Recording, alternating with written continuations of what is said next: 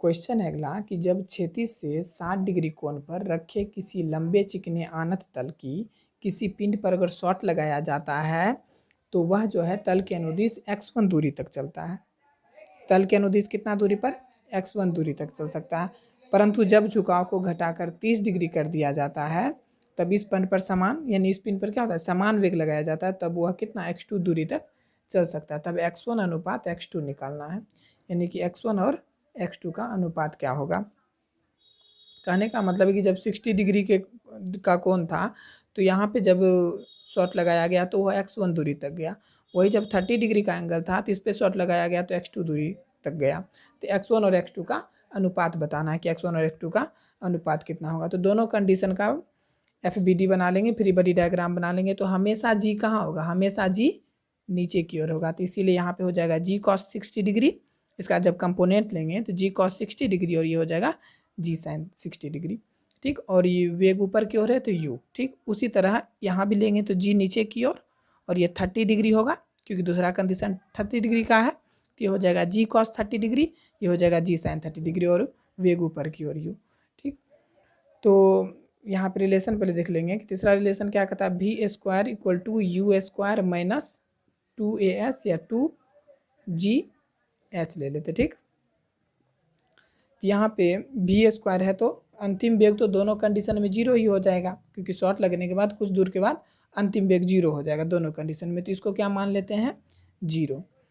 Equal to u square है तो u square, minus है तो माइनस, 2 है तो 2। ठीक, जी के जगह पे क्या लिखेंगे, यहाँ इसका कंपोनेंट नीचे की ओर होगा जी साइन थीटा, इसीलिए जी के जगह पे क्या लिखेंगे, जी साइन थीटा। ठीक, यहाँ पे थीटा लिखते हैं। अगर ये कंडीशन होगा तो 60 लिख लेंगे, अगर ये कंडीशन होगा तो 30 लिख लेंगे। और एच है तो यहाँ पे एच, यहाँ भी दो कंडीशन बनेगा, एक x1 होगा एक x2 होगा। तो अभी हम एच ही लिखते हैं। ठीक, उसके बाद यू स्क्वायर प्लस में इधर कर लेते हैं माइनस में यू स्क्वायर। ठीक है, और ये 2g और साइन थीटा को नीचे कर लेते हैं, 2g साइन थीटा को नीचे कर लेते हैं। तो ये हो गया h, ये हो गया रिलेशन। ठीक, यानी कि h जो है इसके बराबर है।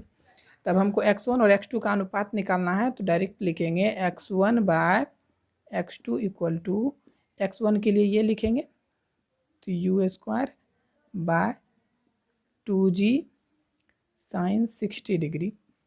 ठीक, ये पहला कंडीशन के लिए लिखें। ठीक, इनटू अब x2 जो यहाँ नीचे लिखेंगे उसको यहाँ उल्टा करके लिख देते तो क्या हो जाएगा, 2g sine 30 degree divided by u square. अब दोनों यू सेम क्यों लिए, क्योंकि दोनों का वेग जो है पिंड पर समान वेग लगाया गया, तो दोनों का यू सेम ही था, तो इसीलिए u1 u2 नहीं करके दोनों का यू सेम ही लिख लिए। अब जो सॉल्व करेंगे तो ये हो जाएगा यू स्क्वायर खत्म, ई 2g और ये 2g खत्म। साइन 30 का मान होता है 1/2 और साइन 60 का मान होता है √3/2। तो इसको उल्टा करके ऊपर लिख देते हैं तो 2/√3। तो यहाँ पे 2 और 2 कैंसिल हो जाएगा तो 1/√3 हो जाएगा, यानी 1/√3। तो ये हो जाएगा इसका आंसर।